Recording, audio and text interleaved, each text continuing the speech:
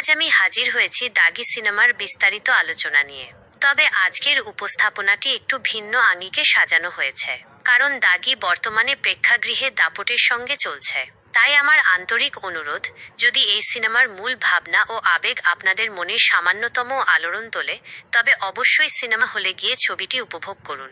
কারণ একটি পূর্ণাঙ্গ সিনেমার গভীরতা এবং অনুভূতিকে এই সীমিত পরিসরে সম্পূর্ণভাবে ফুটিয়ে তোলা প্রায় অসম্ভব। আর যারা সিনেমার মূল গল্পাংশ আগে থেকে জানতে চান না, তাদের প্রতি অনুরোধ রইল এই অংশটি এড়িয়ে যাওয়াই শ্রেয়। কারণ এখানে সিনেমার গুরুত্বপূর্ণ বাঁক ও পরিণতি সম্পর্কে আলোকপাত করা হবে, যা সিরিজের এর অন্তর্ভুক্ত। দীর্ঘ 14 বছর কারাভোগের পর নিশান মুক্তি পায়। কারাগারের প্রাচীর পেরিয়ে আসা মুক্ত বাতাসও যেন তার ভেতরের চাপা কষ্ট আর পুরনো স্মৃতিকে উস্কে দেয়। ছেলেকে হঠাৎ ফিরে পেয়ে তার মা বাবাও বিস্ময়ে হতবাক হয়ে যান। ঘরের শান্ত পরিবেশে ফিরেও নিশান সেই অতীত দিনের দুঃসহ স্মৃতিগুলো থেকে মুক্তি পায় না, বরং ক্রমশ সেগুলো তার মনের আঙিনায় ভিড় করতে থাকে।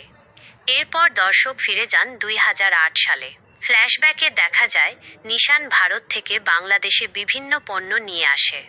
নিশানের এই অনিয়মিত জীবন আর কোনো স্থায়ী কাজ না থাকায় জেরিন প্রায়শই বিরক্তি প্রকাশ করে। নিশান জানায় সে শীঘ্রই নিজস্ব ব্যবসা শুরু করবে। একদিন জেরিন নিশানের বাড়িতে এসে জানায় তার বিয়ের সম্বন্ধ স্থির হয়েছে এবং একটি নির্দিষ্ট দিনে নিশানের উচিত তার বাবার কাছে আনুষ্ঠানিকভাবে প্রস্তাব দেওয়া। এরপরই নিশান আবারও ব্যবসার কাজে ভারতে যায়। উদ্বিগ্ন জেরিন তার বন্ধু বাবুর শরণাপন্ন হয় নিশানের খোঁজে। বাবু জানায় নিশান আগরতলায় গিয়েছে। হতাশ জেরিন তখন নিশানের বাবার কাছে গিয়ে জানতে পারে এক মর্মান্তিক সত্য, নিশান আসলে মাদক পাচারের সঙ্গে জড়িত। এরই মধ্যে সীমান্তে এক রক্তক্ষয়ী সংঘর্ষে নিশানের সঙ্গী গুলিবিদ্ধ হয়ে হাসপাতালে ভর্তি হয়, যদিও নিশান অল্পের জন্য রক্ষা পায়। বাংলাদেশে ফিরে নিশান মরিয়া হয়ে জেরিনকে খুঁজতে থাকে। বাবু তাকে জানায় জেরিনের বিয়ে হয়ে গেছে। এই পরিস্থিতিতে নিশান আবেগপ্রবণ হয়ে জেরিনকে ব্ল্যাকমেইল করার চেষ্টা করে, কিন্তু দৃঢ়চেতা জেরিন জানায় এটা ভালোবাসা নয়, বরং তার ইগোর বহিঃপ্রকাশ এবং সে আর কোনো ভুল করতে চায় না। একদিন জেরিন তার বন্ধু সোহাগকে সঙ্গে নিয়ে নিশানকে বোঝাতে আসে। দুর্ভাগ্যজনকভাবে ছাদ থেকে পড়ে গিয়ে সোহাগের মর্মান্তিক মৃত্যু ঘটে এবং পুলিশ নিশানকে গ্রেফতার করে।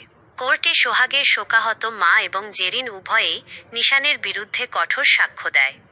এলাকার সাধারণ মানুষও নিশানের দৃষ্টান্তমূলক শাস্তি চায়। এমনকি উন্মত্ত জনতা নিশানের বাড়িঘর আগুনে পুড়িয়ে দেয়, যেখানে তার বৃদ্ধ দাদি অসহায়ভাবে প্রাণ হারান। ফ্ল্যাশব্যাকের এই ভয়াবহ স্মৃতিগুলো বর্তমানের নিশানকে তাড়া করে ফেরে।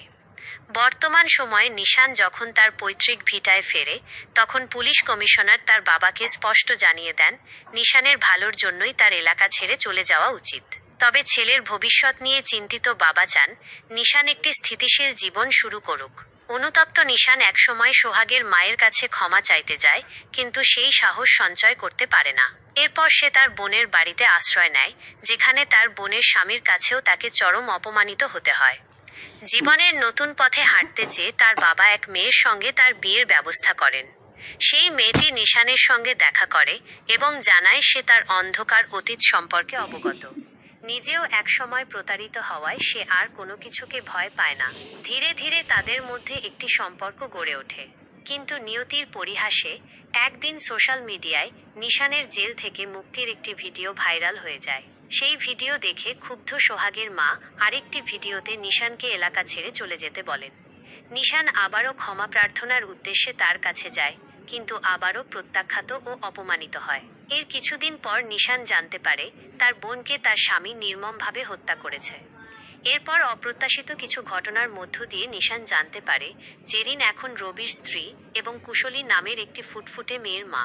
কুশলী আসলে নিশানেরই ঔরসজাত সন্তান। তবে জেরিন দৃঢ়ভাবে জানায় কুশলী সোহাগের মেয়ে এবং যে কোনো মূল্যে সে প্রমাণ করতে চায় নিশান একজন খুনি। এই পরিস্থিতিতে নিশান জড়িয়ে পড়ে রবি ও রঞ্জিতের মতো প্রভাবশালী মাফিয়াদের সঙ্গে এক বিপজ্জনক লেনদেন এবং গভীর ষড়যন্ত্রে। রবি চায় নিশান যেন রঞ্জিতকে হত্যা করে, কিন্তু পরিস্থিতি জটিল হয়ে ওঠে। রঞ্জিত খুন হয় এবং রবি সুকৌশলে সেই খুনের দায়ভার চাপিয়ে দেয় নিশানের ওপর। চূড়ান্ত পরিণতিতে কুশলী অপহৃত হয়। নিজের কলিজার টুকরা কুশলীকে উদ্ধার করতে গিয়ে নিশান নিজের জীবন উৎসর্গ করে দেয়। মৃত্যুর কোলে ঢলে পড়ার আগে সে তার আদরের কন্যা কুশলীকে জেরিনের হাতে তুলে দেয়। এখানেই জবনিকা পড়ে দাগি সিনেমার করুণ অথচ মহিমান্বিত কাহিনীর। নিঃসন্দেহে নিশান জেরিনকে গভীরভাবে ভালোবেসেছিল, কিন্তু নিষ্ঠুর ভাগ্য তাকে এক কঠিন ও বন্ধুর পথে চালিত করে।